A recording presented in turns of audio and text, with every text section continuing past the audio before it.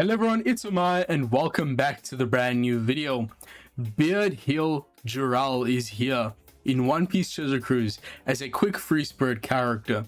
Now, to preface the video, I must say this character is one of a kind, the only unit in the game to provide two of the most significant defensive effects in the game reliably and to a good group of characters. So I'll go in depth on his Rumble stuff in this video, but let's just talk about his Sugo Fest. So he's debuting on a regular Rumble banner with quick free spirit rated up. And I must say, most of the characters that are rate boosted here are not impressive. All these Rumble rare recruits, besides Carrot, is fairly mediocre. And even Carrot is mainly used on fighter teams, so not going to really work on the low-key team that Jarul will go on eventually, right? So at this point, we basically know Loki's going to be a quick free spirit character. We had the Vivi Super Evolution going alongside Shamrock and Ganko. We had the Albaf Luffy Super Evolve, which will now link to Loki. And then we'll have a Super Evolution, I believe, of Luffy and Zoro to go alongside Gaban in part 3 of the Sugo Fest.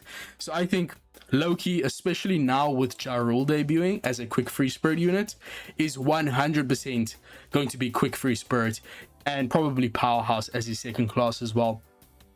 I'll talk about his PvP stuff first before his PvE, because that's all we really care about, right? But yes, most of these characters are bench units, and even then, these are pretty mediocre characters to put on your bench. But for the legends here, it's much more solid.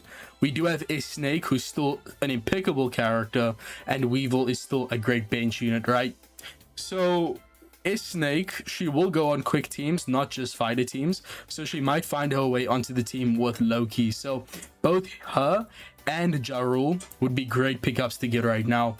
But I must say, if you're going for Loki or planning to go for Loki, this Jarul is gonna be a necessity to have. So let's just go through his stuff. He is of course a defensive character. I do have concerns with a lot of these defensive units. The main issue is that they don't activate in time before the enemy uses their damage ignoring defense, all their DPS characters. But I think Jarul might not have as big of a problem with that. So first off, crazy ass sprite. He is going to be a 281 defense character. This is well above average. This is one of the highest defense in the entire game, and that does make a massive difference. He will not die. And then we have speed, of course, is way below average, being 108, so he will take very long to actually attack. So you need to have his cooldown ready when he's about to attack, because it's not going to happen very often, right? We do have a lot of characters that can buff his speed, of course, but at the end of the day, this is a extremely low stat. And he's going to be resistant to special bind as well as recovery bind, so not bad. Definitely could have been better, but this is pretty good resistance. And then he's also going to be self-healing at level 2. That's 0.6x his recovery. So that's not a bad healing. But what about his special and his passive? So first off, he's a 26 CT character, which is not very high. This is pretty good for a defensive character. So starting off, very good. He's going to boost your quick free spirit and giant characters. So not just giants. That's a massive green flag. Amazing. And he's going to give them HP up and defense up, both of level 6. Now, HP up level 6 is about 1,500 extra HP, and defense up of level 6 is an extra 150 defense. So that HP up buff is great, but the defense up being level 6 is way above average. We usually see level 3 defense up in passive. So amazing start, no strings attached. You're always going to have this active, so great defensive buffs to start off with, right? And then if 2 or more giant characters, so one other giant excluding Jarul himself, then he will give himself HP up of level 12. Now let me just do the math in my head. That's 3,000 HP in addition to this level 6. So Jarul, with his incredible base defense stat, level 18 HP up to himself, level 6 defense up, he's not gonna die, man. And this is the character you will be putting in that middle slot on your main lineup. Remember, they are the frontmost character. They'll be taking the most hits from the enemy, since, I mean, basically every character in the game targets the closest enemy, which means the frontmost unit on your team. So off to a really good start with his passive. But It's not enough. Let's continue reading. After receiving damage up to 7 times. So first off, this is another reason why you want him to be in that middlemost slot to receive the most attacks, to proc this effect as much as possible. Up to 7 times. He'll target all giant teammates, so I'm pretty sure this is everyone excluding himself, but you can correct me on that if you know otherwise. He'll target them for a HP 10% healing. So this is the first we've had of this kind of effect, receiving damage and then healing 10% every time. We've had units that heal upon appearance, but not so frequently. Now, of course, your quick and free spirit units won't be getting that. They need to be a giant tag, but we'll get Loki. We have Hyrudin. We still need a lot more giants though, but at the end of the day, this is gonna age incredibly well. Right now, it's not too crazy, but trust me, this will be game altering.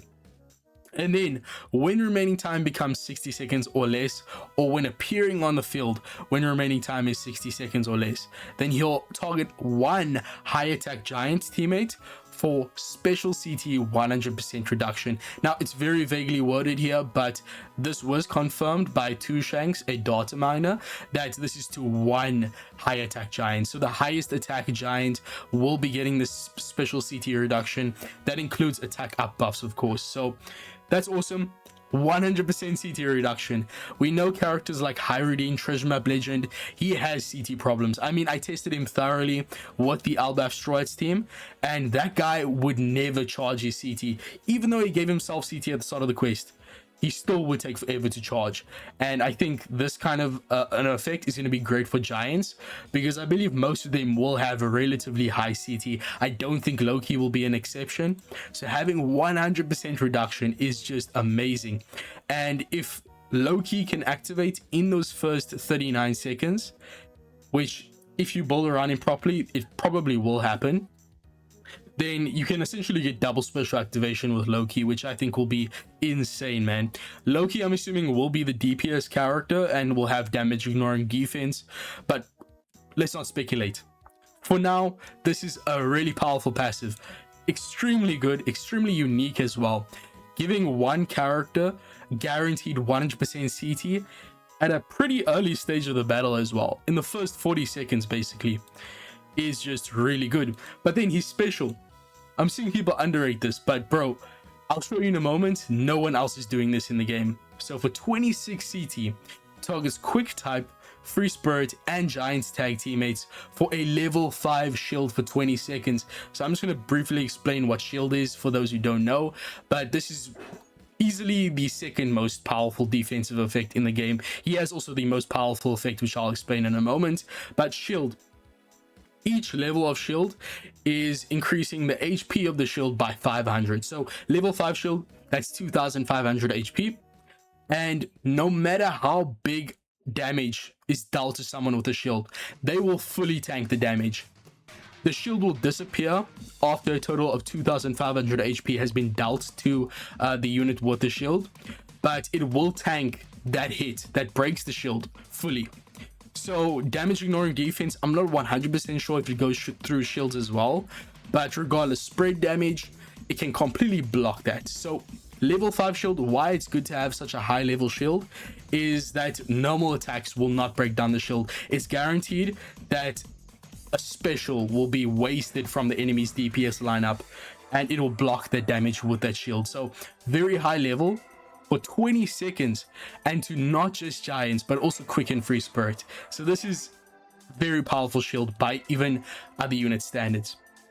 But then he'll also target quick teammates for 100% chance to ignore damage ignoring defense. So we've had 1230 Shanks, 1230 Luffy, 1230 Blackbeard. All these characters do damage ignoring defense. Now the reason this is so busted is that damage ignoring defense, for one, is easily the most powerful form of damage in Treasure Cruise. It can completely annihilate the enemy's lineup. But not only does this defensive effect not just convert that damage ignoring defense into regular damage, it completely nullifies it. So Shanks will be dealing 0 damage to your team. 12th any Blackbeard will be dealing 0 damage to your team so long as their team has less allies than your team. If you know how Blackbeard works, right? So this is impressive because all the other units in the game that provide both a shield and damage ignoring defense in their special, it only gives a 50% chance to evade the damage ignoring defense. So massive reliability issue. But for Jarul, it's guaranteed, and all quick enemies, or quick allies should I say, are getting that buff. So yes, you can build a free spirit team, but at the end of the day you want to be running mono quick. But Jarul, this combination alone makes him the best defensive unit in One Piece Treasure Cruise. But then he's also healing 10% to giants, providing some of the strongest defensive buffs, defense up level 6 in his passive, and he's self-healing with a defense stat that is through the roof, and tanking 30% damage reduced from strength enemies, which includes emus, shankses, all of those powerful characters, 30% reduced. And then on top of that, also evasion to paralysis. Now if we do think about Lafitte, his special gives the enemy paralysis, and then his passive states that when I'm thinking of something else.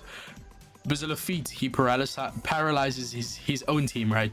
That's a different character. But Shanks, 12th Annie, and Ben Bickman, those two do paralyze, and that I think also causes them to delay your CT with their passive ability. So having that immunity to paralysis is great, but also it means that your normal attacks will work properly. If you're paralyzed, of course, there's a pretty good chance that your normal attacks won't do anything. And in situations where you have Emu who wants to be doing normal attacks because it delays the enemy by 5% every time that happens, evading paralysis is great. Now, I'm not sure if you'll be able to fit Emu onto a team with Jarul, but that's just a hypothetical, right? This paralysis evasion is pretty nice as well. But the fact that he's evading damage ignoring defense for 20 seconds is just unbelievable. It's the longest we've had for the highest chance, and it's applying to all quick units. I just can't get past that, man. But then on top of that, if there's one other giant on the team, so you can just throw PKA Roto onto your bench that'll fulfill this requirement, and also the one in his passive, he's gonna do spread damage in a medium range of 12x. That's pretty good for a character that is mostly defensive based. 12x spread damage is nothing to sleep on, man. Now, of course, he's not giving himself or the team any attack up buffs, but that's not really his role here. Now, I don't think you can get away without running other units to reduce his CT, because as I said, he's very low speed. He doesn't buff his own speed either. He's 26 CT. That isn't very high, but it's also not so low that you can reliably activate him. So I think there will be other giant characters to reduce his CT upon appearance that I think will make this unit so reliable, because he really is. He's providing guaranteed defensive effects, which I still can't get past, man. So Jarul, I am super impressed by his rumble stuff, and let me just quickly show you what I mean by no one else is doing what he does. So if you go in the database here, you put up a shield, you put up damage ignoring defense evasion. These are the only characters in the game that do that. There's 6 here, oh, 5 besides, or 6 besides Jarul. And this St. Peter and Walkyrie was kind of the best defensive unit in the game, arguably before Jarul. But if you take a look at his abilities, yes, he's providing a shield of level 5 for 20 seconds. This is the exact same as Jarul, but even Jarul's is way better because this cannot apply to everyone. It's only in a large radar range, but Jarul applies it to all quick free spirit and giants, right? But either way, it's the same effect for the same duration. But the damage ignoring defensive evasion only to power striker and world government teammates at a 50% chance only. Jarul is guaranteed, and also for 15 seconds Jarul is 20 seconds. So just at a side-by-side comparison, this character is way better than St. Peter and St. Walkyrie defensively. Sanji, he's only applying those buffs to himself, the shield and the damage ignoring defense evasion. With his regular special, you need his super special for him to apply it to other units, so of course way less reliable. If you do get that super special to proc, it will give all of your strawats and giants the guaranteed evasion for 25 seconds, and then also where's the shield, and a shield buff to the straw hats. So yes, it is a bit better than Jarul's, but I've tested this guy extensively. Even with level limit break, only the second activation of Sanji's special will be getting that universal buffs, right? Most cases it's going to be only to himself, so way less reliable than Jarul. And also Sanji CT is a bit higher, right? But then we also have the Don Quixote pirates. This unit just gives way worse buffs, also a 50% chance only compared to Jarul's 100% chance. And then the shield up buff is also a bit weaker, only level 4, and it's only to driven crew members. Then we have Walkyrie. He provides these buffs only to himself, similar to Albaf Sanji. So just looking at this, Jarul, best defensive unit in the game. He's providing the two most important defensive effects in Treasure Cruise, and he's also providing them at the strongest percentage and level for the longest duration. So amazing character. We can all agree that, right? Jarul is incredible, and the fact that you can get S-Snake there as well is pretty cool. She's doing different things to Jarul. She's giving the enemy confusion, which this is very good for Jarul, of course. She's a heavy debuffer, right? So her plus the defensive unit Jarul go pretty well together. So she's okay because you need to run some shooters with her, but this is probably a way you can engineer that to happen. But either way, if you can get both S-Snake and Jarul, this is a pretty good value banner, right? But let's talk about her PvE stuff before we end off. I mean, his PvE stuff. So Jarul is quick free spirit powerhouse. He does not have any super effects. He's not a dual unit, no swap effects, no captain shift, of course, anything like that. He's a super tenant boost unit at level 5. He's only giving a boost level 5, so a bit on the weaker side, definitely. Applying to giant pirate crew and royalty tag characters when one of them uses a super tandem or a Albaf arc unit. So it's okay. He has crit at an 80% chance only, a bit weird. And then of course the increased damage taken reduction. But his captain effect is going to give your free spirit and powerhouse units 5.25x attack, 1.75x HP, and then blow away resistance. Of course, these units are always going to be great. This blow away mechanic has been appearing a lot more recently, I must say. And the fact that he's having that resistance is great. 1.75x HP. Having that means you can kind of just ignore a lot of death hits as well as instant burns. So great captain ability so far. He'll then reduce his own CT by 5 turns at the start of the cruise next turn after receiving damage. So for instance, if stage 2 of a Kizuna does 50,000 damage upon death, the stage 2 enemy, then on the final stage, Jarul will get 5 CT. You can of course use that to get around special rewinds, of course, which is kind of cool. But he's not giving anyone else CT, and he's also only a 5.25x max captain, which is very weak. So I'm not sure. It's a very unique captain ability, I must say.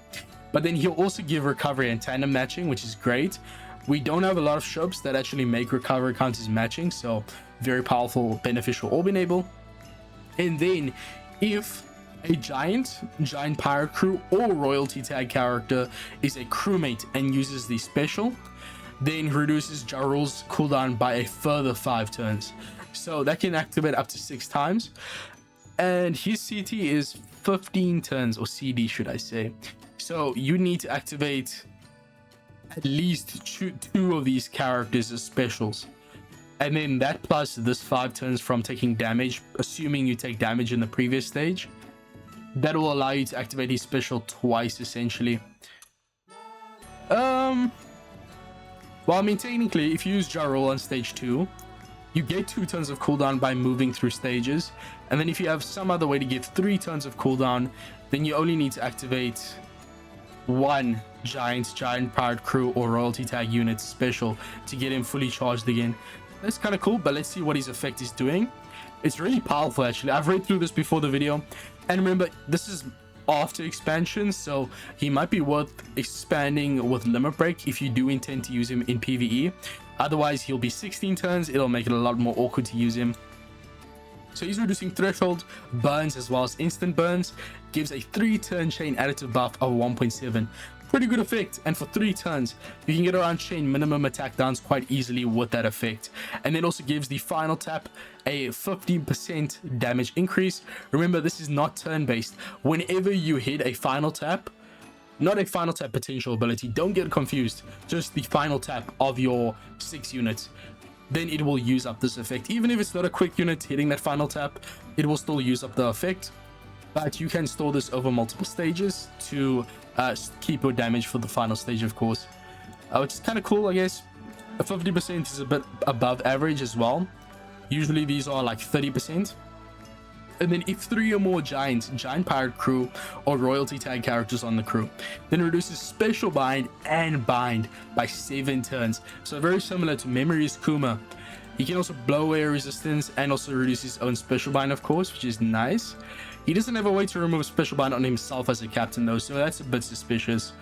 But regardless, he's getting around 4 or essentially 5 debuffs, or gimmicks should I say. Threshold, instant burns, chain minimum attack downs, special binds, and binds, bro. It's actually insane.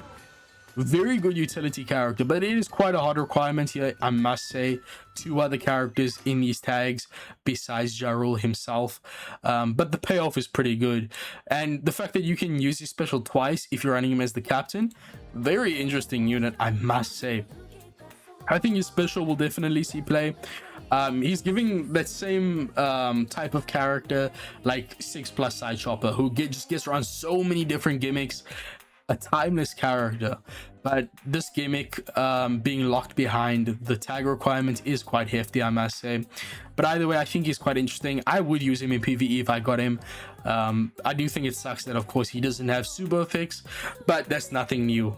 The PvP legends never have super effects, and not never dual units, of course. Dual units would be horrible for PvP legends because remember, they do not have type. In Rumble, dual legends have no type. So that kind of sucks, right? So that kind of makes sense. But yeah, Jarul, I'm impressed by his PvE and his PvP stuff, mainly his PvP though. But he can be a really interesting utility unit in PvE. So I hope you guys enjoyed this deep dive. I think this is worth doing a few multis up to maybe step 3. Yeah, step 3. Don't go past step 3, please. Recommended character as well. I actually have a picture of the current banner. Yeah, thanks to Captain Puppy, and this is the banner. So these are the recommended units. It's a very good chance you'll get shafted there.